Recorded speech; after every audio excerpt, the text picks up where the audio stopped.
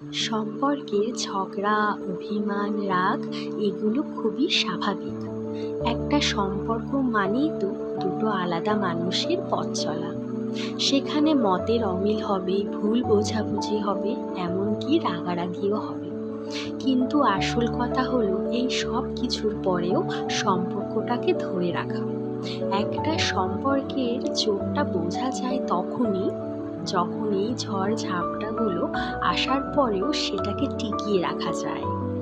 রাগ বা অভিমান করে দূরে সরে যাওয়াটা সহজ, কিন্তু কঠিন হলো সম্পর্ককে ধরে রাখা, সম্পর্কটাকে আরো এক ধাপ এগিয়ে নিয়ে যাওয়া।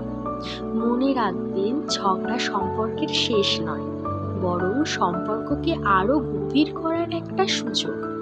এগুলো পেরিয়ে যারা সম্পর্ককে আগলে রাখতে পারে তাদেরই বন্ধন হয় সবচেয়ে সুন্দর, সবচেয়ে মজবুত। তাই অভিমান ভুলে কাছে আসুন, রাগ সরিয়ে ভালোবাসুন, আর সম্পর্কটাকে আরো সুন্দর করে তুলুন।